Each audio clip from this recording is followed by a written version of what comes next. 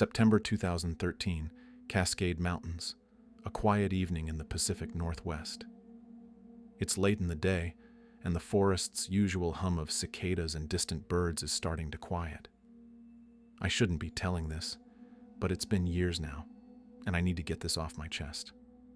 I had a group of loggers up at the site. Good guys, tough as nails. We'd just finished clearing a small area when the weird sounds started. You know, that thud, thud, thud, knocking sounds like someone was tapping a log with a heavy stick. We thought it was one of the guys messing around, but it wasn't. Not that. It wasn't until we heard it again, closer this time, louder, that we realized something wasn't right. It smelled different. Like wet fur and something else I couldn't place. I should have just told the guys to pack up and go, but it was already too late. What happened next? Well, I've never been the same. There's a clip of it, but I won't share it. Not yet, anyway. September 2013, early morning in the Cascade Mountains. The sun barely made it over the ridge that time of year.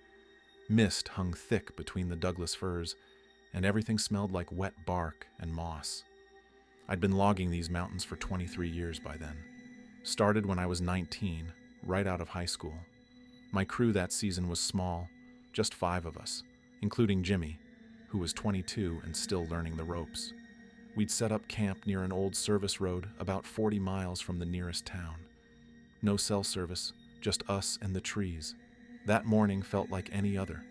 Coffee from a thermos, cold eggs reheated on a camp stove, the familiar weight of a chainsaw in my hands. We were clearing a patch the Forest Service had marked for thinning. Standard work. The kind where your body moves on autopilot and your mind wanders.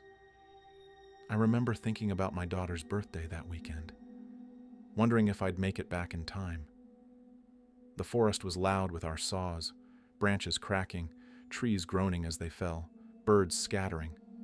But underneath all that noise there was something else, a heaviness I couldn't name, like the air itself was watching us. I shook it off. 23 years in the woods teaches you that your mind plays tricks when you're tired. By noon, we'd cleared half the marked area. The younger guys were joking around during lunch. Jimmy was telling some story about a girl back in town. Everyone was laughing. But I noticed Carl, one of my oldest crew members, kept looking back toward the tree line. He didn't say anything, just kept glancing over his shoulder while he ate his sandwich. "You good?" I asked him. He nodded. "Yeah, just thought I heard something." "Bear, probably," I said. "They're getting ready for winter." He didn't look convinced, but he went back to eating. The rest of the day passed without incident. We packed up our gear as the sun started to drop. The forest got quiet then. Real quiet. No birds, no wind, just the sound of our boots on the dirt and our equipment clanking. Together. That's when I should have known. The silence in a forest is never a good sign. We stayed at the logging camp that night. It was just 4 canvas tents and a cooking area under a tarp. Nothing fancy. The kind of setup you could break down in an hour if the weather turned. I was sharing a tent with Carl. Jimmy and the other 2 guys, Mike and Torres, had their own tents nearby. Around 9 o'clock, after we'd eaten and cleaned up, I was sitting by the fire writing in my logbook, documenting the day's work, how many trees we'd cleared, what equipment needed maintenance, standard stuff. The fire crackled and popped. Someone had brought a radio, but it only picked up static that high in the mountains. That's when I heard it. 3 distinct knocks. Wood on wood. Deliberate and evenly spaced. Knock, knock, knock. I looked up from my logbook. Carl was staring into the darkness beyond the firelight. Jimmy had stopped mid-sentence in whatever story he was telling. "What was that?" Torres asked. "Probably a branch falling," Mike said, but he didn't sound sure. "That wasn't a branch," Carl said quietly. "That was something hitting a tree." We all listened. The forest had gone completely silent again. Not even the usual night sounds. No owls, no crickets, nothing. "Maybe it's another crew," Jimmy suggested. "Signaling or something." "There's no other crew within 20 miles, I said. "I checked the permits." We sat there for another 10 minutes, listening. The fire burned low. Nobody felt like adding more wood. Finally, Carl stood up and stretched. "I'm turning in," he said. "Long day tomorrow." One by one, the others followed. But I stayed by the fire a little longer, writing in my logbook, trying to convince myself it was nothing. Just the forest settling, a dead tree finally giving up its grip on a branch. Something normal. Then I heard it again. 3 knocks, closer this time, maybe 50 yards into the trees. I stood up and grabbed my flashlight, swept the beam across the tree line. Nothing but shadows and trunks. But the smell hit me then, strong and musky, like wet dog, but heavier, more pungent. It hung in the air even after I went to my tent and zipped myself in. I didn't sleep well that night. The next morning, September 18th, we were all tired. Nobody mentioned the knocking, but I could tell everyone had heard it. Carl was quiet while we ate breakfast. Jimmy kept yawning and rubbing his eyes. Even Torres, who was usually the first one ready to work, seemed to be dragging. "We're going to finish the south section today," I told them. "Should take us most of the day, then we can move camp closer to the road tomorrow." Everyone nodded. I could tell they were relieved we'd be moving. Nobody wanted to say it out loud, but we all felt it. Something was off about this spot. We started work around 7:30. The morning was cold and damp. Fog still clung to the ground. Our chainsaws cut through the silence, and for a while, everything felt normal again. Work has a way of pushing other thoughts aside. You focus on the tree in front of you, the angle of the cut, the direction it needs to fall. Nothing else matters. Around 10 o'clock, Jimmy called out. He'd shut off his saw and was standing near the tree line, staring at something on the ground. "Hey, boss," he said, "you need to see this." I walked over. The rest of the crew followed. There, in a patch of soft earth near a rotting log, was a footprint, a big footprint. Bigger than any boot I'd ever seen. It had to be 18 inches long, maybe longer. 5 distinct toes. Deep impression in the mud. "Bear?" Torres asked, though he didn't sound convinced. "Bears don't leave prints like that," Carl said. He'd been hunting his whole life. Knew animal tracks better than anyone I'd met. "Look at the toes. Look at the heel. That's not a bear." "Then what is it?" Jimmy asked. His voice had gone quiet, almost a whisper. Nobody answered. We all just stood there looking at that print. The forest around us was silent again. No birds, no wind, just us and that impossible footprint in the mud. "Let's get back to work," I finally said. Probably just some weird erosion pattern or something. Even as I said it, I didn't believe it. And from the looks on their faces, neither did they. But we went back to work anyway. What else were we going to do? Pack up and leave because of a footprint? That was mistake number 1. That afternoon, the wind picked up. Dark clouds moved in from the west. By 3 o'clock, it was raining. Not hard, just a steady drizzle that made everything slick and miserable. We kept working, but the mood had shifted. Everyone was jumpy. Every crack of a branch made us look up. Every rustle in the underbrush made us grip our saws a little tighter. Around 4:30, we heard it again, the knocking. But this time, it was different. It wasn't just 3 knocks. It was a pattern. 3 knocks, pause, 2 knocks, pause, 3 knocks again. Like someone was trying to communicate or warn us. We all stopped working, just stood there in the rain listening. The knocking seemed to move. First it came from the south, then the west, then back to the south again. Whatever was making that sound was circling us. "That's it," Carl said, putting down his chainsaw. "I'm done for the day. It's just some kids messing with us," Mike said, but his voice shook. "Has to be. Kids don't make 18-inch footprints," Torres said. Jimmy had gone pale. "My uncle told me stories about Bigfoot in these mountains. Said he saw one when he was logging back in the 80s. "Don't start with that," I said, though my heart was pounding. "There's no such thing as Bigfoot." But even as I said it, the smell hit us again. That same musky odor from the night before. Stronger now. So strong it made my eyes water. And then, from somewhere deep in the trees, we heard something else. A sound I'd never heard before in my life. Low and guttural. Not quite a growl, not quite a roar. Something in between. Something that made my bones feel cold. "Pack it up," I said. "We're done for today." Nobody argued. We gathered our equipment faster than I'd ever seen. Chains and saws and fuel cans all thrown into the truck bed without any care. The whole time, that smell stayed with us. That presence, like something massive, was standing just beyond the tree line, watching. By the time we got back to camp, it was almost dark. We built a bigger fire than usual. Nobody wanted to admit they were scared, but we all stayed close to the flames. And nobody went to their tent alone. We stayed together until well after midnight, listening to the rain and the forest and those 3 knocks that kept echoing through the darkness. September 19th started with low clouds and more rain. None of us had slept well. Carl looked like he'd aged 10 years overnight. Jimmy barely touched his breakfast. We sat around the fire drinking coffee, and for a long time, nobody said anything. Finally, Torres spoke up. "We need to call someone, Forest Service, Rangers, I don't know, but we need to report this." "Report what?" I asked. "That we heard some knocking sounds and found a big footprint. They'll think we're crazy." "Better crazy than dead," Carl muttered. "Nobody's dying," I said. "Look, we've got 2 more days of work here, then we're done. We pack up, we leave, and we never have to come back. We can handle 2 more days." But I wasn't sure I believed that. And from the looks on their faces, they didn't either.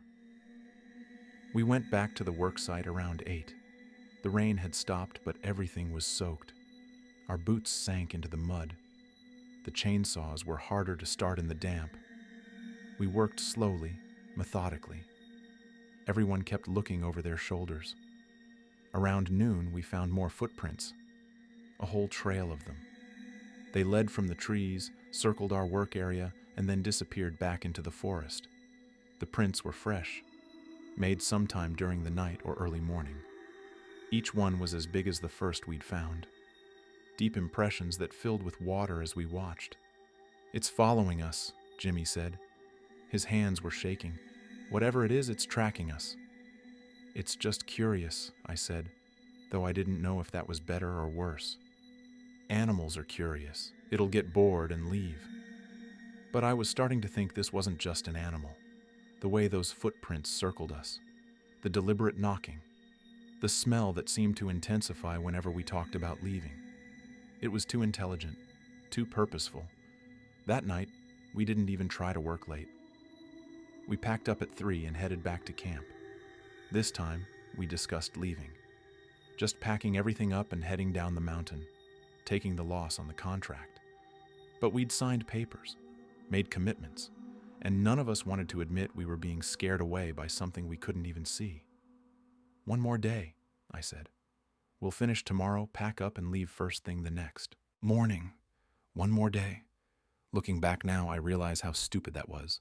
But fear makes you stubborn sometimes, makes you dig in when you should run. September 20th, our last planned day at the site. The morning was clear for the first time in days. Sunlight filtered through the trees. Birds were singing again. It felt almost normal. Almost. We were determined to finish the job, get it done, and get out. We worked faster than we had all week. Chainsaws roaring, trees falling, the pile of cleared timber growing. We were making good progress. By noon, we were almost done. That's when Jimmy disappeared. 1 minute he was working on a Douglas fir about 30 yards from the rest of us. The next minute, I looked up and he was gone. His chainsaw was sitting on the ground, still running, but Jimmy was nowhere. "Jimmy!" I shouted. I shut off my saw. So did the others. "Jimmy, where are you?" No answer, just the sound of his abandoned saw and the wind in the trees. We spread out, calling his name, searching the immediate area. His equipment was there, his water bottle, his gloves, but no Jimmy. It was like he'd just vanished into thin air. "Maybe he went to take a leak," Torres suggested, but his voice was tight with worry. "Without shutting off his saw?" Carl said. "No way." We searched for 20 minutes, called his name until our voices were hoarse. Then Carl found something. Drag marks in the soft earth, leading away from Jimmy's saw and into the thick forest. The marks were wide, deep, like something had pulled him. "Oh God," Torres said. "Oh God, what took him?" I had my phone out, trying to get a signal. Nothing. We were too far up the mountain. Too many trees. I looked at Carl, at Torres, at Mike. They were all looking at me, waiting for me to make a decision. "Mike, Torres, you two run back to camp and drive down until you get service. Call search and rescue. Tell them we have a missing person. Carl and I will keep searching." They took off running. Carl and I followed the drag marks. They led deeper into the forest, away from our work site, away from anything familiar. The marks were fresh, recent. Whatever had made them was big enough to move a full-grown man. We found more footprints, the same ones we'd been seeing. But now they were mixed with the drag marks. Now they had meaning. Now they had purpose. "Bigfoot," Carl whispered. "It's real. It's actually real." I wanted to argue, wanted to tell him he was wrong, but I couldn't. Deep down, I knew he was right. We'd been dealing with Bigfoot all along. Search and rescue arrived around 6 that evening. By then, it was getting dark. They brought dogs and spotlights and professional trackers. A team of 12 people spread out through the forest, calling Jimmy's name, following the trails we'd found. The sheriff showed up too, a tall woman named Martinez. She asked us questions while her deputies searched. What time did Jimmy disappear? What was he wearing? Did he have any medical conditions? Had he seemed depressed or suicidal? "No," I kept saying. "He was fine, he was working. Then he was just gone." "Gone," she repeated, writing in her notebook. "You mentioned drag marks?" "Yeah, like something pulled him into the trees." "What kind of something?" I hesitated. Carl was standing nearby, listening. Torres and Mike had returned from making the call and were sitting by the fire, looking shell-shocked. "We don't know," I said carefully. "Could have been a bear, I guess." "But you don't think it was a bear?" "I don't know what it was." She looked at me for a long moment. Then she looked at the forest, at the darkness between the trees, at the places her flashlight couldn't quite reach. "My grandfather logged these mountains," she said quietly. "He told me stories about things he saw, things he heard. He called it Bigfoot, but that's not what the old-timers called it. They had other names, older names." "You believe in that?" I asked. "I believe in being respectful," she said. "These mountains are old, older than us, older than our understanding. Sometimes I think there are things here we're not meant to find." But she didn't say anything else, just closed her notebook and went back to coordinating the search. They looked all night. Dogs picked up Jimmy's scent but lost it after a quarter mile. The trail just ended. No sign of struggle, no blood, no torn clothing, just footprints and drag marks that disappeared into nothing. By dawn, they'd found nothing. The search captain said they'd continue for another day, but his face told me he didn't expect to find Jimmy alive. People don't just vanish like that and come back fine. Carl, Torres, Mike, and I packed up our camp. The job was forgotten. Nobody cared about the contract or the timber or any of it. We just wanted to leave. But Sheriff Martinez asked us to stay one more day, to be available for questions, to help with the search if needed. So we moved to a motel in town, 30 miles down the mountain, away from the trees and the knocking and that smell. But even there, I couldn't stop thinking about Jimmy, about what had taken him, about Bigfoot, September 22nd. The search continued, but hope was fading. They'd brought in helicopters now, infrared cameras, more dogs. They'd expanded the search radius to 5 miles, but there was no sign of Jimmy anywhere. It was like he'd been erased from existence. I couldn't sleep, kept thinking about those footprints, about the knocking, about Jimmy's abandoned chainsaw still running when we found it. What kind of creature could move that silently, that quickly, that powerfully? Around noon, my phone rang. Sheriff Martinez. "We found him," she said. "He's alive." I nearly dropped the phone. "What? Where?" "About 3 miles from where he disappeared. He was just sitting by a creek, wet and cold, but otherwise unharmed. We're bringing him down now. 3 miles? How did he... I don't know. He's not saying much. Seems to be in shock. But he's alive. I told Carl and the others. We drove to the hospital where they were taking Jimmy. By the time we arrived, he was in a room, wrapped in blankets, drinking hot coffee. His face was pale.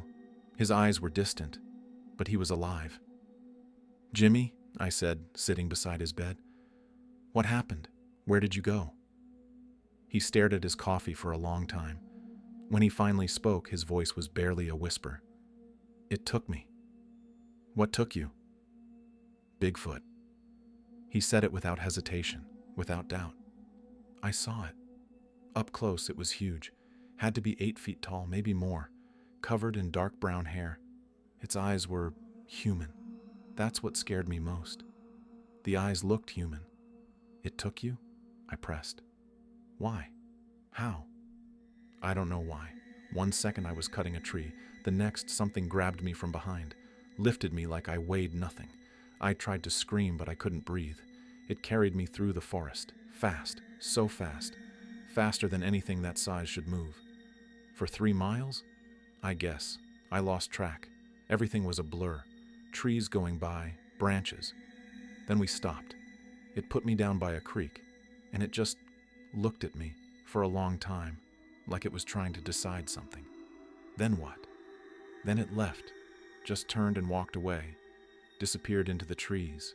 I stayed there for hours, too scared to move, too scared to do anything. Finally, I heard the search dogs and started yelling. Sheriff Martinez was standing in the doorway.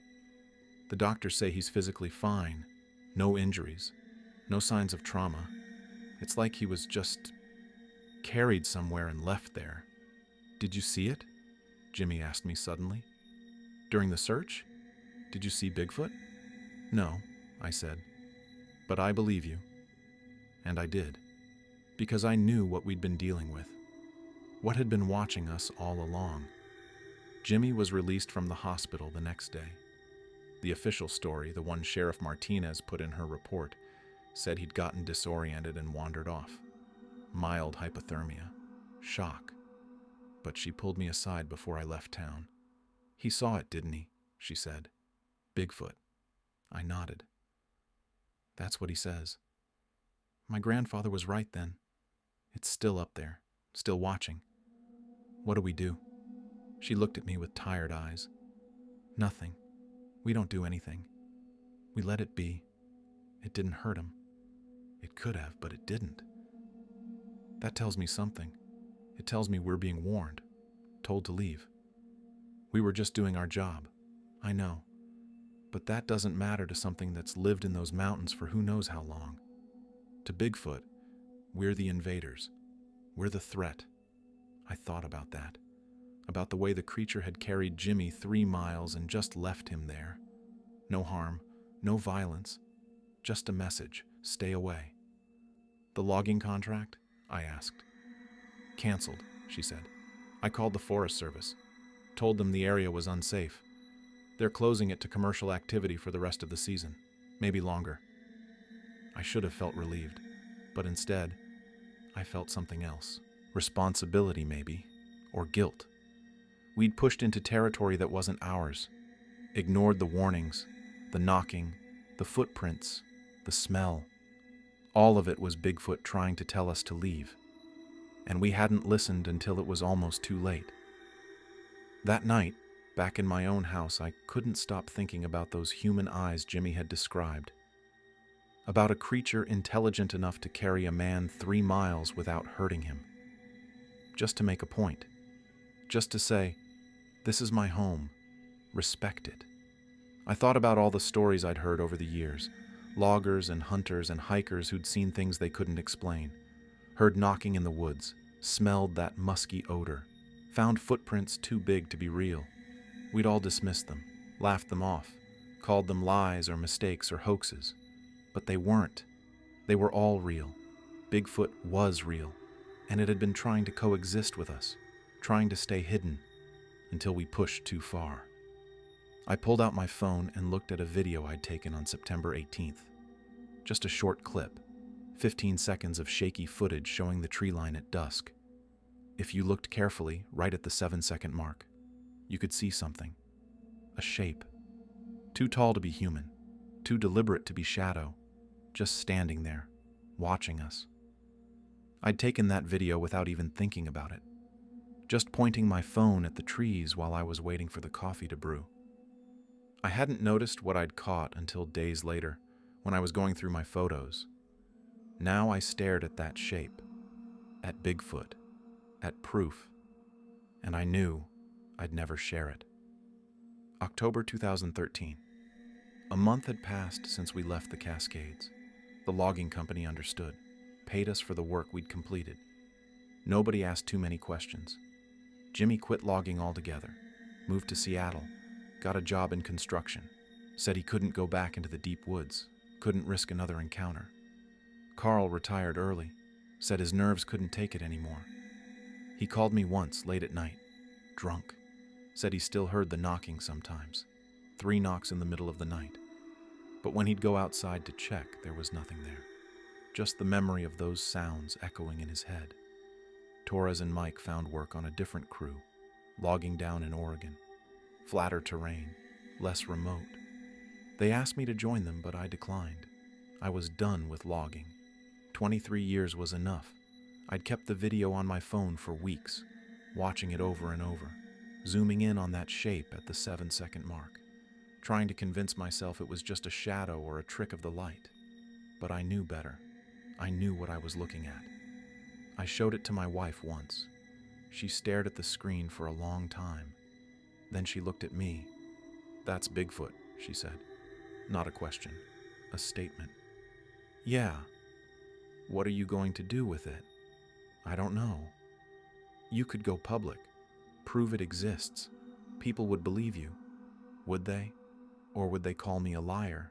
Say it's fake? Hunt for it?" She nodded slowly. "If people knew Bigfoot was real, they'd want to find it, study it, maybe kill it. That's what I was afraid of." Jimmy's story had made it into a few local papers. Logger missing for 2 days found alive. But nobody took it seriously. Nobody connected it to Bigfoot. It was just a story about a man who got lost and lucky. But if I released this video, if I showed proof, everything would change. The Forest Service would send teams. Scientists would come. Hunters would go looking. That whole section of the Cascades would be overrun with people trying to find Bigfoot, trying to catch it, trying to prove they were the ones who discovered it. And what would happen to the creature? The one that had carried Jimmy 3 miles without hurting him? The one that had knocked on trees to warn us away? The one that had circled our camp and watched us but never attacked? "I think I need to delete it," I said. My wife touched my hand. "Are you sure?" "No, but I think it's the right thing to do." That night I stood in my backyard looking at the trees at the edge of our property. They weren't the same as the Cascades, smaller, quieter, but they reminded me. And for just a moment I thought I heard it. 3 soft knocks, distant but clear. I pulled out my phone, pulled up the video one last time, watched that shape standing at the tree line, watched Bigfoot watching us. Then I deleted it. The years went by. 2014, 2015, 2016. Life moved on. I took a job as a safety inspector for the Forest Service. Desk work mostly, reviewing logging permits, checking compliance. It was good work. Kept me close to the forest without having to go deep into them. But I never forgot. Every time I reviewed a permit for the Cascades, I'd check the location, make sure it wasn't near that area. The section where we'd worked in September 2013. The place where Bigfoot had taken Jimmy, where it had watched us, where it had made its warning clear. Sometimes I'd get calls from other logging crews, reports of strange sounds, knocking in the woods, footprints that didn't match any known animal, a smell like wet fur. I'd log the reports officially, mark them as inconclusive, but privately, I'd call the crew leaders, tell them to pack up and move, tell them that area wasn't worth the trouble. Most of them listened, a few didn't. Those crews would call back a few days later, spooked, equipment missing, food stolen from their camps. That same musky smell permeating everything. They'd leave on their own, contract canceled, just like us. I started to understand the pattern. Bigfoot didn't attack, didn't hurt anyone, but it defended its territory, made it clear when humans had pushed too far. The knocking was a warning. The smell was a marker. The footprints were a message. And if you ignored all of that, it would escalate. Just enough to make you leave. Just enough to protect itself. In 2017, I got a call from Sheriff Martinez. She was retiring. Wanted to meet for coffee before she left. We sat in a diner in Everett, drinking bad coffee and talking about old times. "You ever go back up there?" she asked. "To the Cascades?" "No, you." "Once, last year, hiking with my husband. We stayed on the main trails, didn't go near that area." "See anything?" She smiled. 3 knocks, early morning. We were having breakfast at our campsite, heard them clear as day. My husband thought it was a woodpecker. "But you knew better." "Yeah, I knew better." We packed up and headed back to the car. No sense tempting fate. We sat in silence for a while. Then she reached into her bag and pulled out an old file folder.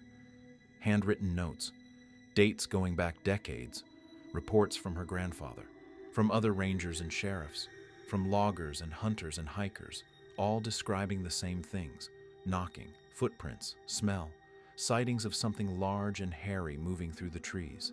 "There's been Bigfoot in those mountains for at least 70 years, she said. "Probably longer. My grandfather kept records, so did his friends. They all agreed on one thing: leave it alone. Don't hunt it. Don't chase it. Just let it be." "Why are you showing me this?" "Because you're the only person I know who saw it and didn't try to exploit it. You had proof. You could have been famous, made money, but you deleted the video. You protected it." "It protected Jimmy," I said. "Seemed only fair." She nodded. "That's what I thought. You understand. You get it. So I'm giving these to you, in case anyone ever needs to know the truth." Present day. It's been over a decade now since that September in the Cascades. I'm 56 years old, retired last year, living in a small house outside of Bellingham, close enough to the mountains to see them from my porch, far enough away to feel safe. I still think about it sometimes. About Jimmy and the crew and those 3 weeks we spent being watched by something we didn't understand. About the video I deleted. About the choice I made to keep Bigfoot secret. I've never regretted it. Not once. Because I've come to understand something important. Some things aren't meant to be proven. Some mysteries are better left unsolved. Not because they're not real, but because proving them would destroy them. If the world knew Bigfoot was real, the Cascades would be overrun. Scientists would come with equipment and teams. Hunters would come with guns. Film crews would come with cameras. And eventually, someone would catch one, kill one, drag its body out of the forest and display it like a trophy. And what would we gain? Proof? Validation? The satisfaction of knowing we were right? It wouldn't be worth it. Not for what we'd lose, the mystery, the wonder, the idea that there are still places in this world where something unknown can exist, where something ancient can survive. I see Jimmy occasionally. He's married now, has 2 kids, runs a successful construction business. We don't talk about what happened, don't need to, but sometimes, late at night, he'll send me a text, just 3 words: "Still hear it." And I know what he means. The knocking, the memory of those sounds echoing through the forest, the reminder that we encountered something remarkable, something that changed us. Carl passed away 2 years ago. Heart attack. But his wife told me that up until the end, he'd sit on his porch some evenings and just listen to the trees, waiting, hoping. She said he'd smile sometimes, like he was hearing something only he could understand. I keep Sheriff Martinez's file in my closet, read through it sometimes. All those reports, all those people who saw something they couldn't explain, who heard knocking, who found footprints, who caught that smell on the wind. None of them could prove it. None of them had solid evidence, just stories, just memories, just that feeling deep in your gut that tells you something impossible is real. And maybe that's enough. Maybe proof isn't what matters. Maybe what matters is the experience, the encounter, the moment when you realize the world is bigger and stranger than you thought. When you understand that there are things out there beyond our comprehension, beyond our control. I don't tell people about Bigfoot anymore. Don't try to convince anyone. If they believe, they believe. If they don't, that's fine too. I know what I saw. Know what was watching us that September. Know what carried Jimmy 3 miles and left him unharmed. It was Bigfoot. And it's still out there. Still in those mountains. Still knocking on trees. Still leaving footprints. Still protecting its territory. And I hope it stays hidden. I hope no one ever proves it exists, because some things are sacred. Some mysteries should remain mysteries. Sometimes, late at night, I stand on my porch and look toward the mountains. The Cascades rise dark against the stars, the same mountains where all of this started, where my life changed. And sometimes, if the wind is right and the world is quiet, I hear it. 3 soft knocks, distant but unmistakable. A reminder, a message from something that remembers me as clearly as I remember it. I don't go looking for it. Don't try to capture it on camera or prove it to anyone else. I just listen, acknowledge the sound, and whisper into the darkness, I know you're there. Because respect goes both ways. Bigfoot respected us enough not to hurt Jimmy, to warn us, to give us a chance to leave. So I respect it enough to keep it secret, to let it remain a mystery, to protect it the way it protected us. That's the deal we made, even if it was never spoken. Even if it was just understood in that moment when Jimmy looked into those human eyes and saw intelligence, saw awareness, saw something that deserved dignity. The knocking fades. The night grows quiet, and I go back inside, carrying the weight of what I know, the burden of truth, the responsibility of silence. Somewhere in those mountains, Bigfoot is moving through the trees, watching over its territory, living its life far from human eyes, free because people like me chose to keep it that way. And that's how it should be.